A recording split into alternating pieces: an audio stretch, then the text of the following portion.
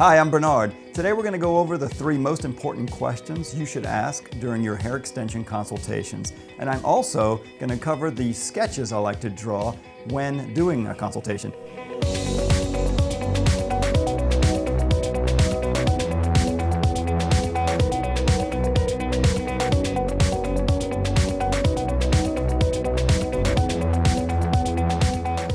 So those 3 questions are: how did you hear about us?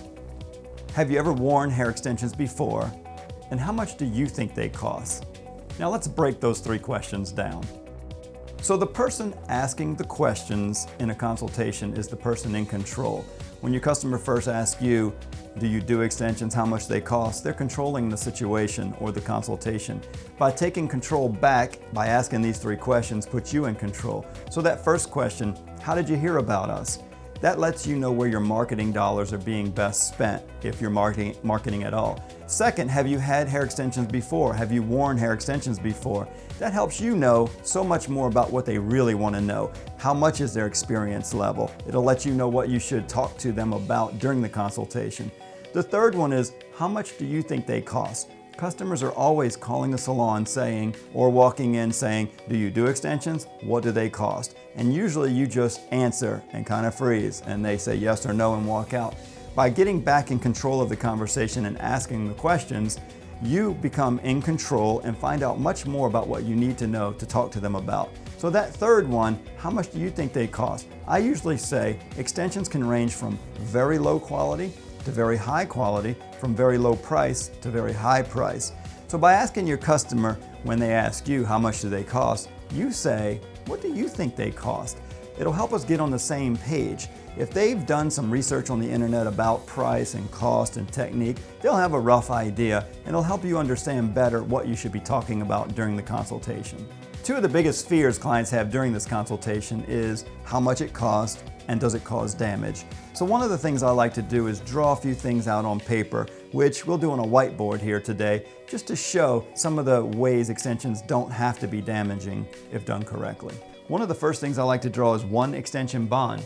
It kind of looks like this. It has about 50 strands of hair is about what I would guess. Mostly it's to explain that you should have at least 50 strands of hair supporting the 50 strands of hair here. Many stylists put very few hairs to support the weight of the extension, thinking that it's going to be smaller, more invisible, more comfortable. In actuality, if there's not enough hair to support the weight, it starts to cause some tension, some stress, little red bumps, irritation, eventually possibly bald spots. So if it's done correctly, you don't have to worry about those problems. The next thing is the difference between a round bond and a flat bond. I've drawn a few here. A round bond takes a section that is a particular width, pulls it in sort of like a ponytail, and then it flares back out down here, not blending as well in this area here. The next thing is a flat bond. If you do a flat bond correctly, the width should stay the same here and all the way through, and it's just a better blend no matter where you are on the bond. The flat bond lays a little closer to the head, it's a little more comfortable, and it just looks more natural. The round bonds tend to be a little ropey at the end, whereas the flat bonds are very natural laying across. So then it comes to application for the stylist when they're putting them in, and this is one of the things we cover in our training classes. The bond should hang at natural fall. There should be a little bit of a space between where it connects to the head and where the bond starts for some free-flowing movement. Every hair should be supporting the weight of the bond the same. The challenge is that too many stylists do mostly 2 things wrong. First one is they put the bond too close to the head. So when they put that bond really tight like this, it pops out, gives it a little bit of volume that is not necessary, because these top few hairs here are being stressed out by pulling a little too much, and the bottom hairs are being pushed into the head, not really supporting any weight at all.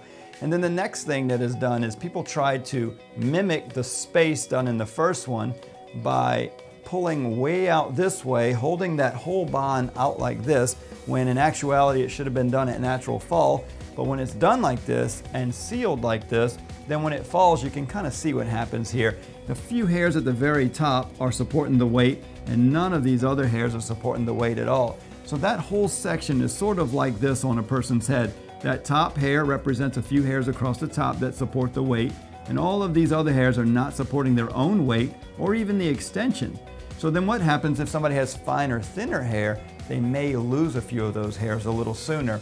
So some of these hairs here fall out and the weight drops to the next little section until they get irritated and fall out. Before you know it, you have a bald spot or many of them across the head.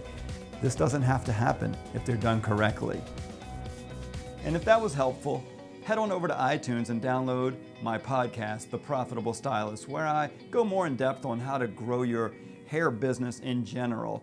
And if you need to go on over to the website to get it, theprofitablestylist.com.